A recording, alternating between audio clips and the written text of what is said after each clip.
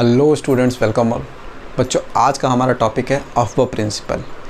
इससे पहले बच्चों हम क्वांटम नंबर पढ़ चुके हैं। प्रिंसिपल क्वांटम नंबर क्या होता है, अज़ीमुथल क्वांटम नंबर क्या होता है, स्पिन क्वांटम नंबर क्या होता है, मैग्नेटिक क्वांटम नंबर, इन सारी चीज़ों के बारे में हम पढ़ चुके हैं। एंड देन हम उससे पहले ये भी देख चुके हैं बच्चों कि किस तरीके से एटॉमिक ऑर्बिटल की शेप क्या होती है, क्या आपके पास नोड्स होते हैं, रेडियल नोड्स, एंगुलर नोड्स, इन सारी चीज़ों के बारे में हम पढ़ चुके हैं। नाउ मैंने आपको लास्ट वीडियो में बताया था कि हम एक नए तरीके से इलेक्ट्रॉनिक कॉन्फ़िगरेशन समझने की कोशिश करेंगे, और उस चीज़ को समझने के लिए अफबाउ प्रिंसिपल समझना बहुत ज़रूरी है। अफबाउ एक जर्मन वर्ड है जिसका मतलब होता है बच्चों बिल्डिंग अप। बिल्डिंग अप का मतलब एक के ऊपर एक बनाना। अगर मैं डेफिनेशन की बात करता हूँ, मैं इसके सबको समझाता हूँ। पहले डेफिनेशन समझते हैं। बोलता है in ground state of atom, जब एटम अपने ग्राउंड स्टेट में होते हैं तो orbitals are filled in order of their increasing energy. देखो सिंपल सी चीज़ है बच्चों, मैंने आपको बताया था कि आपके पास सबसे पहले 1s होता है, फिर आपके पास 2s होता है, 2p होता है। आप जाके क्वांटम नंबर वाले वीडियो देखो जहाँ पे मैंने क्वांटम मैकेनिकल मॉडल के बारे में बताया, आपको समझ आ जाएगा ये क्या है, ठीक है। और मैं वैसे भी उम्मीद कर रहा हूँ कि अगर आप ये वीडियो देख रहे हो तो सबसे पहले आप वो देख चुके होंगे। तो यहाँ पे 3s, 3p, 3d। अब हमने 9th में जाओ और सोचो कि आपने क्या पढ़ा था। कि आपने पढ़ा था कि सबसे पहले ऑर्बिट में 2 इलेक्ट्रॉन भरते हैं, फिर सेकंड में 8 भरते हैं, फिर 18, फिर 32। दैट मीन्स आप 2n² को फॉलो करते थे, ठीक है। लेकिन जब हमें पता है कि बोर्स मॉडल फेल हो चुका है तो ये भी चीज़ फेल हो चुकी है। इलेक्ट्रॉन किसी और तरीके से भरता है। इलेक्ट्रॉन किस तरीके से भरता है उसके बारे में, इलेक्ट्रॉन कहाँ पे भरेगा, ऑब्वियसली मैंने बताया कि इलेक्ट्रॉन का घर होता है ऑर्बिटल। तो ऑर्बिटल में इलेक्ट्रॉन किस तरीके से भरता है उसके बारे में हमें कौन बताता है बच्चों? Aufbau principal. अफबाउ प्रिंसिपल बताता है कि जो इंक्रीजिंग एनर्जी के फॉर्म में बढ़ती है। अब अगर इंक्रीजिंग एनर्जी के फॉर्म में बात हो रही है तो किसकी एनर्जी की बात हो रही है? ऑर्बिटल के एनर्जी की बात हो रही है, क्योंकि ऑर्बिटल के इंक्रीजिंग एनर्जी के फॉर्म में इलेक्ट्रॉन भरता है, ठीक है। तो ऑर्बिटल की एनर्जी कैसे डिटरमाइन होती है बच्चों? वो डिटरमाइन होती है n+l वैल्यू से। n+l का मतलब अगर आपको 4s दे दिया और आपको 3d दे दिया, ठीक है, तो n कितनी हो गई ये? तो 4 प्लस s के लिए l की वैल्यू 0 होती है बच्चों, और 3 प्लस d के लिए l की वैल्यू 2 होती है। तो दैट मीन्स इसकी वैल्यू 4 होगी, इसकी वैल्यू 5 होगी। तो अगर आपसे पूछा जाए कि 4s और 3d में इलेक्ट्रॉन पहले किस में जाएगा, तो इलेक्ट्रॉन पहले बच्चों 4s में जाएगा। कंफ्यूज हो गए हम तो। आज तक तो हमें ये समझ आता था कि जब तक थर्ड बेसिकली शेल पूरा नहीं होगा, 4th शेल में इलेक्ट्रॉन जाता ही नहीं था। यही हमारी कॉन्सेप्ट थी। लेकिन ऐसा नहीं होता बच्चों, ऐसा नहीं है कि पूरा थर्ड जब तक कंप्लीट नहीं होगा शेल तब तक 4th में जाएगा। ये कॉन्सेप्ट बोर्स मॉडल के थे। यहाँ पे हर चीज़ एनर्जी के अकॉर्डिंग चलती है। तो थर्ड कंप्लीट हुए बिना भी इलेक्ट्रॉन 4th शेल में जा सकता है, बिकॉज वो एनर्जी से डिटरमाइन होता है। अब कंफ्यूज मत हो ना, इन सब चीज़ों को मैं जब समराइज़ करूँगा तो बड़ी अच्छी तरीके से आपको क्लियर हो जाएगा। तो फिलहाल के लिए आपको ये चीज़ समझ आनी चाहिए। पहली चीज़ तो ये हो गई। दूसरी चीज़ बच्चों क्या होती है, ये नोट कर लेना।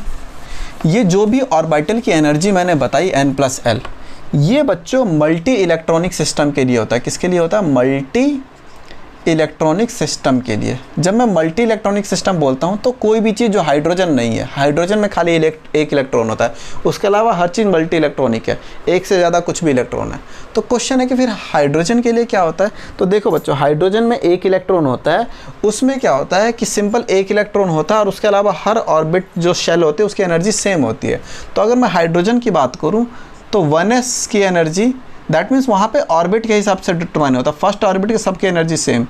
अगर मैं इसकी बात करूँ बेसिकली, हाँ 1s हो गया, 2s हो गया, 2p हो गया, 3 डॉट का मतलब ये ऑर्बिटल बना रहा हूँ, ठीक है। एक डब्बा होता है ना s में और p में 3। इसी तरीके से इन सब की एनर्जी बराबर होगी। अगर मैं थर्ड में जाऊँ तो 3s, 3p, 3d,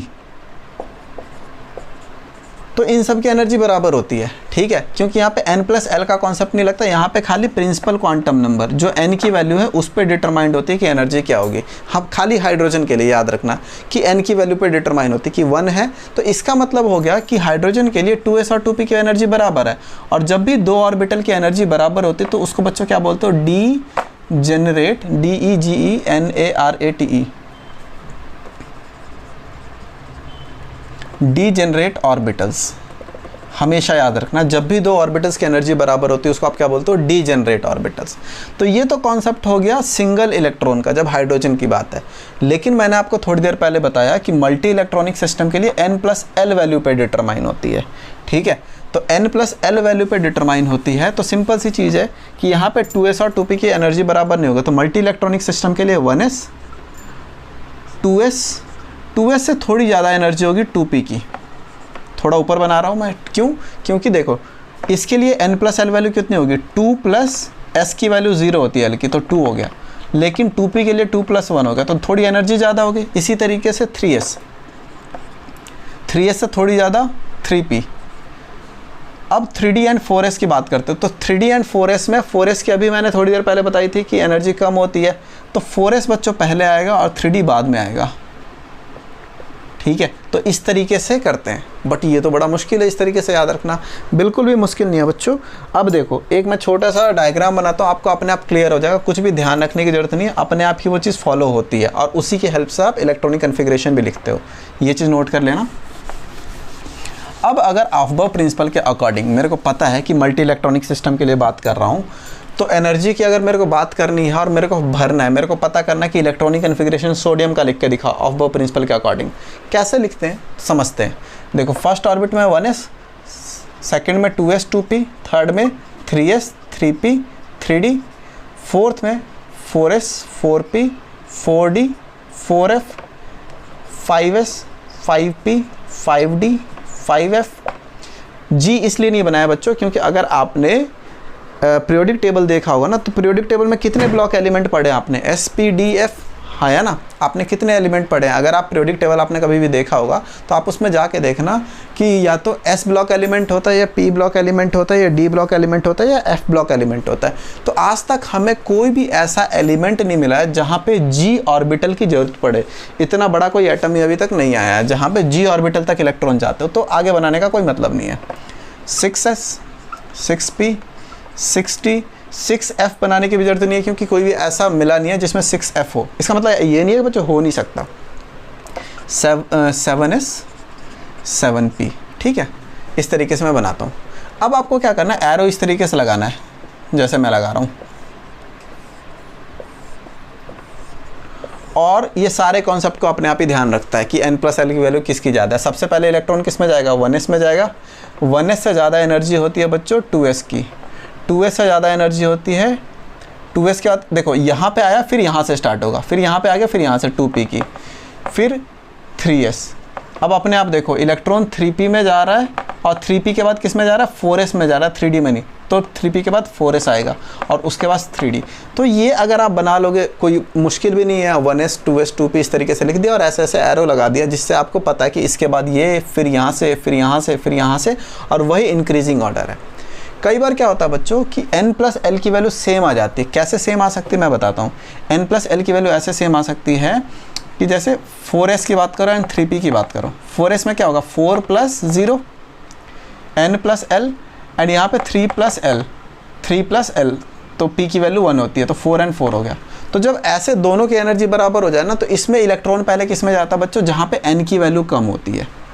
तो यहीं पे अगर आप 4s and 3p देखोगे, 4s and 3p, तो इलेक्ट्रॉन पहले 3p में जा रहा है क्योंकि n की वैल्यू कम है। तो सारे कॉन्सेप्ट को ये एरो अपने आप ही ध्यान रखता है, बस आपको ये चीज़ ध्यान रखनी है। अब क्वेश्चन है कि आप बोलोगे ठीक है अब इसका करे क्या, पता तो चल गया। तो बच्चों ये बिल्कुल काम आता है इलेक्ट्रॉनिक कन्फिग्रेशन लिखने में। सपोज करो आपको कार्बन की इलेक्ट्रॉनिक कन्फिग्रेशन लिखनी है। कार्बन में कितने इलेक्ट्रॉन होंगे बच्चों, एटॉमिक नंबर 6 इलेक्ट्रॉन होंगे न्यूट्रल स्टेट में। तो 6 इलेक्ट्रॉन है, 6 इलेक्ट्रॉन भरने हैं। अब आपको पता है कि s में कितने ऑर्बिटल होते हैं, एक, और एक ऑर्बिटल की कैपेसिटी 2 इलेक्ट्रॉन होती है। इसी तरीके से p में 3 डब्बे होते हैं और हर ऑर्बिटल की कैपेसिटी 2 इलेक्ट्रॉन है। तो टोटल p की कैपेसिटी कितनी इलेक्ट्रॉन होगी, 6। फिर d की कैपेसिटी कितनी होगी, 5 डब्बे होते हैं, हर डब्बे की कैपेसिटी 2 इलेक्ट्रॉन, 10 इलेक्ट्रॉन। अब सबसे पहले इलेक्ट्रॉन गया 1s में। तो अगर इलेक्ट्रॉनिक कन्फिग्रेशन कार्बन से की पूछी जाए तो सबसे पहला 1s में गया, कितने इलेक्ट्रॉन भरेंगे, 2 इलेक्ट्रॉन भरेंगे, 1s2 हो गया। बच गया 4 इलेक्ट्रॉन, 2s में गया, 2s2 हो गया। उसके बाद वो इलेक्ट्रॉन कहाँ जाएगा, 2p में जाएगा। 2p में भर तो सकते हैं बच्चों 6, कैपेसिटी उसकी 6 की है, लेकिन बचे ही 2 हैं तो 2 ही भरेगा। तो ये इलेक्ट्रॉनिक कन्फिग्रेशन हो गया किसका, कार्बन का। और इस तरीके से आप इलेक्ट्रॉनिक कन्फिग्रेशन लिखते हैं ऑफबर्ग प्रिंसिपल को देख के। अब सपोज करो मैं किसकी करूँ, फास्फोरस की करता हूँ, एटॉमिक नंबर 15। तो 15 इलेक्ट्रॉन आपके पास, 15 भरो, 1s में 2, 2s में 2, इसको लाइन में कोई कॉमा वॉमा लिखने की जरूरत नहीं पड़ती। 4 इलेक्ट्रॉन होगा, 2p, 1s 2s, 2p में आया तो बच्चों अभी भी मेरे पास 4 इलेक्ट्रॉन खत्म हुए, बच्चे 11 इलेक्ट्रॉन है, 6 तो मैं आराम से भर सकता हूँ, भर गए, ठीक है। उसके बाद 3s में गया मैं, 3s में कितने हुए बच्चों, 3s में 2, कितने खत्म हो चुके इलेक्ट्रॉन, 2 2 4 10 12, अभी भी मेरे पास 3 बचे हुए हैं। अब 3s के बाद कहाँ पे जाएगा, यहाँ से, मतलब 1s खत्म हुआ, फिर 2s, फिर 2p 3p, फिर यहाँ पे 3p 2p 3s, and 3s के बाद 3p में जाएगा। 3p में कितने भरेंगे बच्चों, बचा है कैपेसिटी 3p की 6 है, लेकिन बचे ही 3 इलेक्ट्रॉन है, तो ये हो जाएगा electronic configuration 1s2 2s2 2p6 3s2 3p3। तो इस तरीके से आप किसी का भी लिख सकते हो। मैं सोडियम का लिखता हूँ, सोडियम का एटॉमिक नंबर 11, तो 1s2 2s2 1s2 2s2 2p6। अब बचा ही एक इलेक्ट्रॉन, s की कैपेसिटी 2 इलेक्ट्रॉन की होती है, लेकिन जब बचा ही एक है तो 3s 1 ही भरूंगा, तो ये इलेक्ट्रॉनिक कन्फिग्रेशन है सोडियम का। अब ये जो चीज़ है ना बच्चों बहुत ज़्यादा इन्फॉर्मेटिव है, इससे बहुत सारी चीज़ें पता कर सकते हैं हम। वो हम जब नेक्स्ट टॉपिक करेंगे ना, इलेक्ट्रॉनिक कन्फिग्रेशन को प्रॉपरली पढ़ेंगे, तब मैं आपको और अच्छी तरीके से बताऊंगा कि ये क्या सारी चीज़ें हैं जो आप समझ सकते हो। फॉर टाइम बिंग आप ऑफ-बॉ प्रिंसिपल में याद रखो डेफिनेशन क्या होती है ऑफ-बॉ प्रिंसिपल की, अगर पेपर में आ गया पूछ लिया तो वो चीज़। अंडरस्टैंडिंग आपको पता है कि हाइड्रोजन के लिए n की वैल्यू पर डिपेंडेंट होती है, अगर सेम एनर्जी पे है तो डीजेनरेट बोलते हो। बाकी मल्टी इलेक्ट्रॉनिक सिस्टम के लिए n+l पे डिपेंडेंट होती है, और n+l की वैल्यू अगर सेम आ जाती है तो इलेक्ट्रॉन उसमें पहले जाता है जिसमें n की वैल्यू कम होती है, और उसके बेसिस पे जब ऐसे डायग्राम बना देते हैं ना, और ये एरो का फॉर्मेशन इस तरीके से रखता हो, तो ये सारी चीज़ों को ध्यान रखता है कि n+l की वैल्यू किसकी ज़्यादा है, अगर सेम है तो किसको पहले जाना है। तो जब ये अगर आपने समझ लिया तो अपने आप ही सारी चीज़ें हो जाती है इसमें ही कि इलेक्ट्रॉन किस में पहले जाना है, तो इसमें पहले जाएगा, फिर यहाँ से स्टार्ट होगा, फिर यहाँ से स्टार्ट होगा, और इस तरीके से इलेक्ट्रॉन भरता रहेगा। इसमें कुछ एक्सेप्शन है बच्चों जो हम आगे आने वाले टॉपिक्स में पढ़ेंगे, बट फिलहाल के लिए एक्सेप्शन पर ध्यान मत दो। आपको बस मैं बता देता हूँ 24 क्रोमियम एंड 29 कॉपर, इसमें एक्सेप्शन आएगी जिसको मैं अगले वीडियो में बताऊंगा।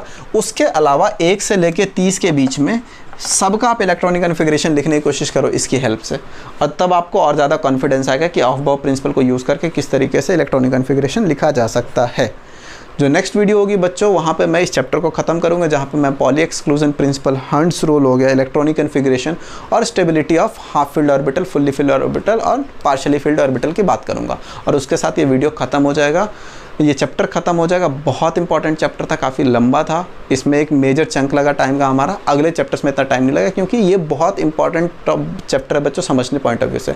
अगर आपको ये वीडियो पसंद है, लाइक शेयर सब्सक्राइब जरूर करना। Thanks for watching this video बच्चों, बाय बाय।